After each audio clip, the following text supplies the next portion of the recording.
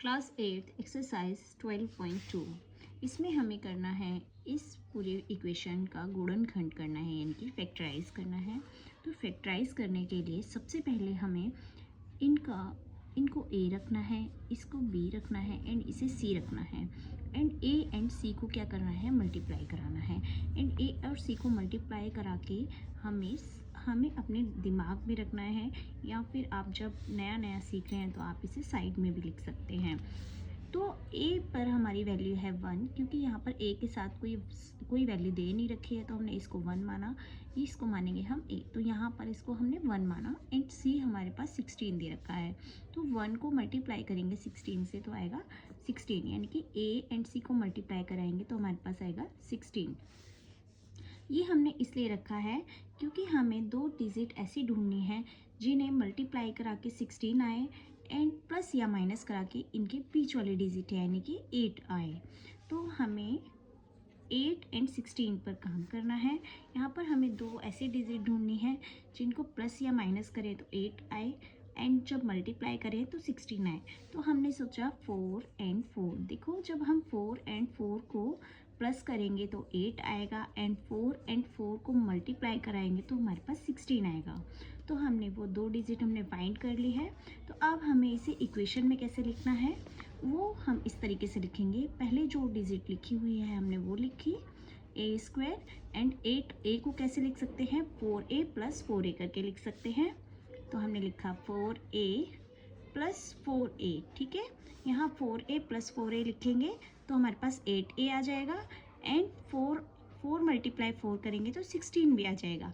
लेकिन हमें सिर्फ इसी तरीके से सिर्फ इसको लिखना है फैक्टर करके, एंड ये 16 को एज इट इज़ यहाँ पर लिख लेंगे। अब यहाँ पर हमें इसको इतने को अलग सॉल्व करना है एंड इतने को अलग सॉल्व करना है। यहाँ पर a² + 4a में से क्या कॉमन आ सकता है। देखो, कॉमन कैसे लेते हैं। कॉमन लेने के लिए हमें सबसे पहले पहली डिजिट एंड दूसरी डिजिट देखनी होती है। इन दोनों में क्या है, इधर भी a है एंड इधर भी a है, ठीक है। तो हम ज़्यादा से ज़्यादा क्या कॉमन ले सकते हैं। इसके पास तो a² है एंड इसके पास सिर्फ एक ही a है, तो हम सिर्फ एक a को ही कॉमन लेंगे। एंड 4 हम कॉमन नहीं ले सकते क्योंकि यहाँ तो 4 है बट यहाँ 4 नहीं है, ठीक है। तो हमने क्या किया, सिर्फ a कॉमन ले लिया। अब कॉमन लेने के लिए हमें यहाँ ब्रैकेट लगाना होता है। अब जो एक कॉमन लेने के बाद जो ब्रैकेट के अंदर क्या बचा हम वो लिखेंगे।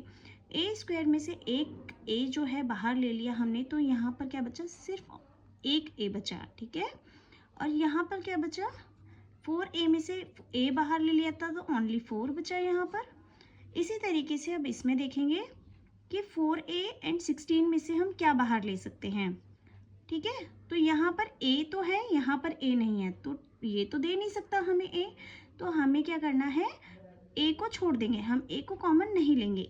यहाँ पर 4 है एंड यहाँ 16 है, तो ध्यान देंगे यहाँ से 4 ले सकते हैं और यहाँ से भी 4 ले सकते हैं क्योंकि 4 के टेबल में 16 भी आता है। तो हमने 4 कॉमन ले लिया। यहाँ 4a में से 4 कॉमन ले लिया तो ओनली a बचा एंड यहाँ से 16 में से 4 कॉमन ले लिया तो यहाँ क्या बचा, 4, क्योंकि 4 4 जा 16, ठीक है। 16 कैसे लिखते हैं, हम ऐसे लिखते हैं। तो 4 कॉमन ले लिया तो क्या बचा, सिर्फ 4 बचा। तो यहाँ पर अब जो दो एक जैसे आ गए हैं उनको एक बार लिखेंगे, a + 4 एंड जो बाहर कॉमन है a एंड ये 4 के आगे कौन सा साइन है, कोई भी साइन है, यानी कि हम प्लस मानेंगे 4।